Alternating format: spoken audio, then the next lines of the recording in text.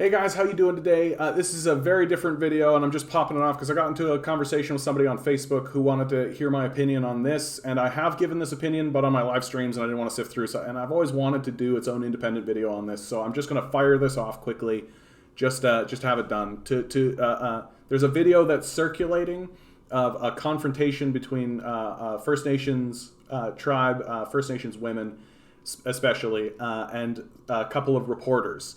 This happened in 2017 at a press conference with family members of missing and murdered Indigenous women and girls, right? This is a really important cultural moment. I'm glad that this video is starting to circulate. People are starting to meme this video and do all kinds of interesting stuff. And I really think that it's important for us as a white culture and honestly a white supremacist culture to really look at this, pay attention, listen, and acknowledge and accept what we're seeing is true, right? So it's important for us to live in reality, I think, if we're going to move forward. So I'm going to start and stop this video. We're going to watch it in its entirety.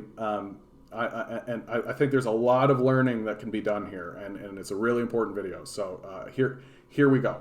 Most Canadians think that Justin Trudeau is making an effort. I gather you don't feel what he's doing is worthwhile. So right off the bat, right, the reporter, like, most people feel like he's making an effort, right? Like, he's making an effort. I wager you don't think he's doing that. And, like, this woman over here, Jocelyn, who's, like, the key figure of this, she laughs at this. She laughs at this. Let's watch it again. Like, she just laughs. Most Canadians think that Justin Trudeau is making an effort. I gather you don't feel what he's doing is worthwhile. Well, have you seen how much teenagers are going missing in Thunder Bay? You know, there's white supremacy, obviously. You know, that's what's going on. You know, that young boy. Yeah. And so she just lays it out, right? And that's the truth, right? Like, white supremacy is a major issue in Canada. We have many white supremacist movements. Canada is #1 when it comes to white supremacist hate speech online. We have recently had to ban organizations like the Proud Boys, like declare them a terrorist organization. White supremacy is a serious problem in Canada, and it is extremely likely that these missing Indigenous women are part of some kind of white supremacist movement who is attacking First Nations people completely on racial lines, right, for their own benefit. And so this First Nations lady just lays it out completely. This is the response from the newscaster. How can he be blamed for that? I mean, you don't think that anything he's doing is helping the situation? Well, how can he be blamed for that? How can the leader of Canada, the Prime Minister of Canada, be blamed for the inaction and the inability to actually confront the white supremacists and the white supremacy that exists in his own nation? How could he possibly? And you can see it immediately. Let's just quickly back it up. Like, Jocelyn here is immediately offended by this statement. Like, it's obvious, and it's right away. Because it's so dismissive and it's so despicable to just, like, pretend as though Justin Trudeau should be absolved of this. And it's exactly like the narrow view of capital that can only view things in, like, 1 quarter at a time. So 4-month periods, right? They have absolutely no connection to the history of what we have done to the First Nations people. Absolutely no connection to the history of these things that the First Nations people are living, right? That they are living. And this a reporter just kind of ignores all of that, blows it all by, and is just like, oh, well, Justin Trudeau can't be blamed for that, right? Yeah. And look how offended she is instantly. How can he be blamed for that? I mean, you don't think that anything he's doing is helping the situation? Is he an improvement over Stephen Harper? I mean, what? And listen to the tone of this reporter. Listen to the tone of this reporter. Is he better than Stephen Harper? Like, come on, I need some kind of news. I'm doing a news thing here. I need a quote that I can write down and just shit out this article, right? I can just poop this out and, like, okay. Come on, right? Excuse me, did I just hear you correctly? How can he be blamed for that? No. Excuse me. Excuse me. Don't speak to us that way. Stop right now. You do not speak to us that way. We are human beings. And the way that you're speaking to us It's not acceptable. you are No, not. stop it. Stop it right now. We don't want you here. Can you please leave? Step out. Step out. Step out. Then I don't want to hear from you. You have no right. You don't speak to us like that.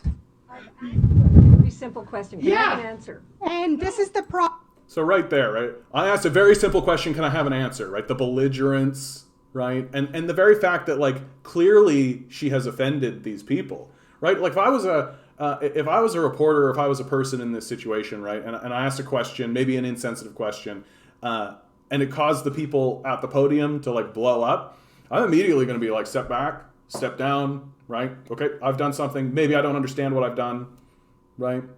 I would apologize immediately, right? Like, do all that kind of stuff. But because Julie, who's the reporter here, is so entrenched in a culture of white supremacy, she sees herself as the victim here. She sees herself, even though her questions are belligerent and dismissive, even though she's just obviously trying to seek her soundbite, right?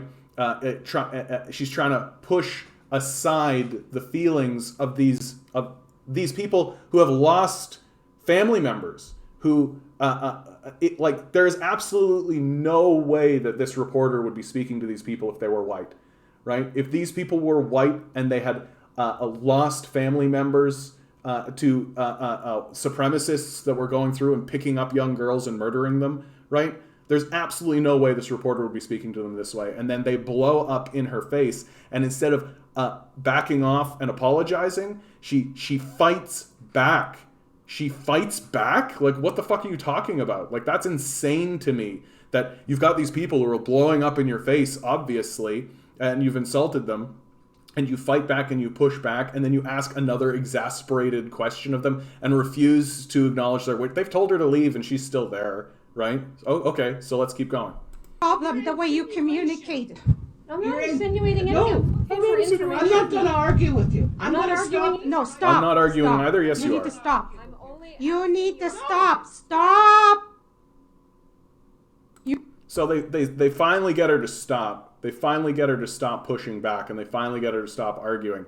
And there was a clean clip there, right? So things have calmed down here now, and it's clear that now these First Nations individuals are going to take the stage and they're going to say what they have to say. And this Jocelyn lays out a really powerful message.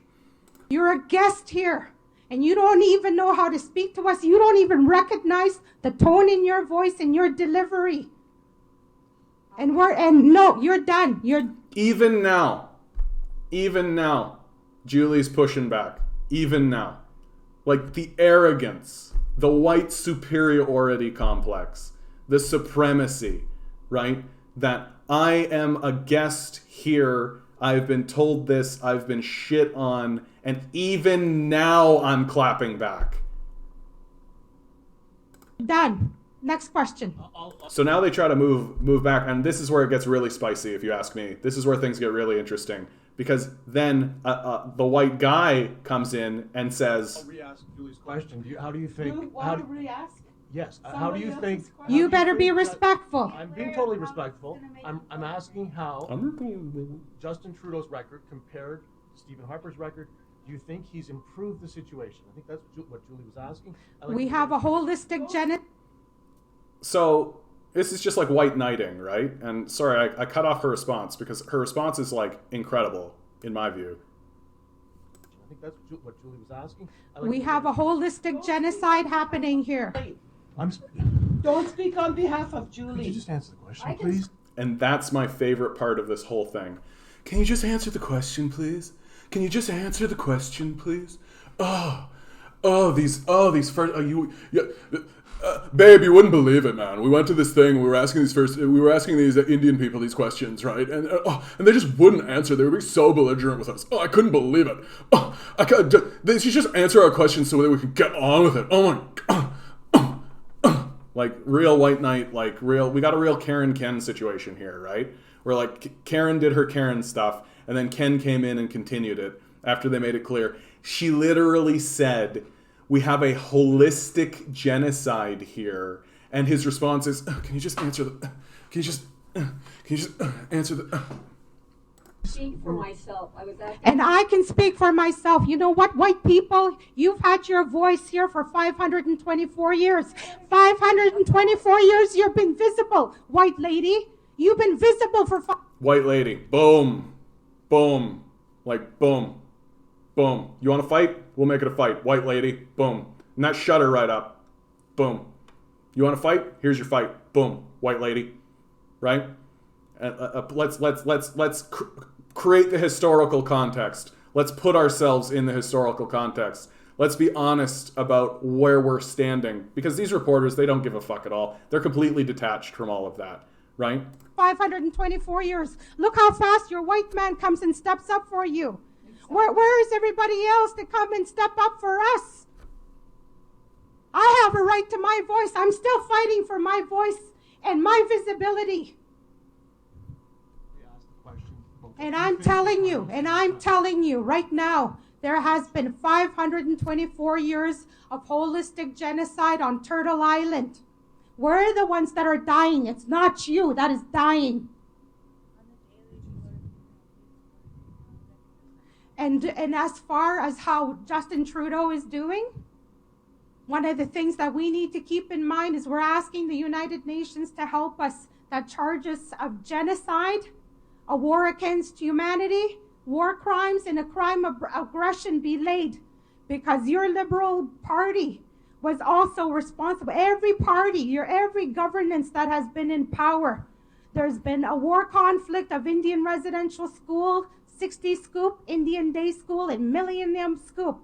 None of your governments have clean hands. All of your governments have blood on their hands. None of you are different. You haven't changed because you haven't started your healing journeys. The moment that we have our voice and our backbone, you want to shut us down. And you think you're privileged to disrespect us. The moment we tell you, because of your colonial mindset and your colonial way of being, your white privilege, your white fragility, you can't take our truth.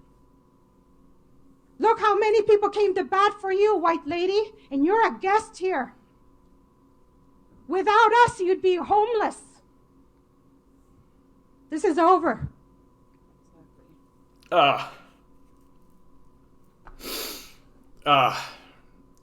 what kills me about this is her statement. What kills me about that is her statement, you haven't begun your healing journey yet.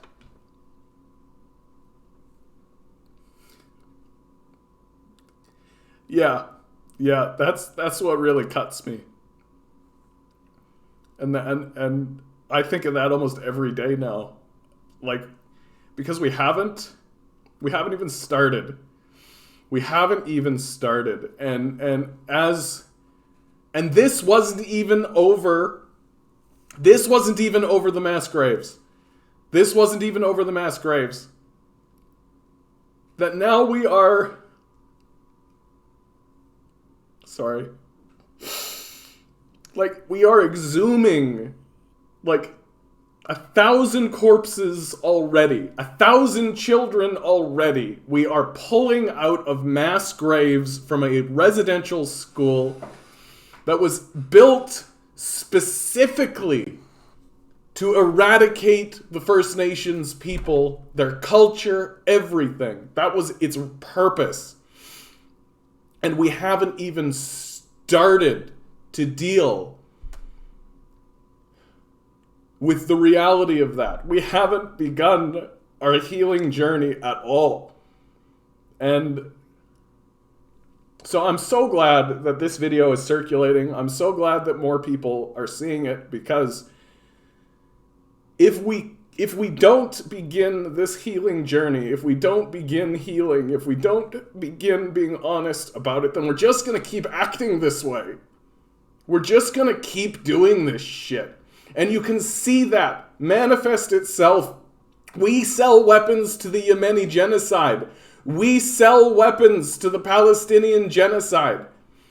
We are still acting this way. And it's because we refuse to begin our healing journey and admit that we've done something wrong And it manifests itself in this belligerent attitude of dismissal, this disgraceful attitude that, well, clearly this white supremacist is better than this white supremacist, don't you think? While the genocide is still ongoing, while things are still unfolding, while we are still attacking them, we're asking them to... Well, things must be getting better, don't you think? Like, this is how delusional and out of touch with reality we are. That we sent journalists to belittle and berate the victims of white supremacists who have kidnapped and murdered their families, and we berate and argue and belittle them.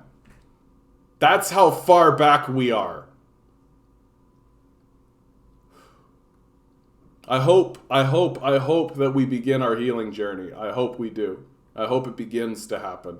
I hope that this residential school story becomes one where our culture begins to take seriously the critiques and the comments laid out by Jocelyn here. Because she's completely accurate. She's completely accurate. All right. That's this video. Like, share, subscribe, Patreon down below, all that shit. Good luck. We're gonna need it.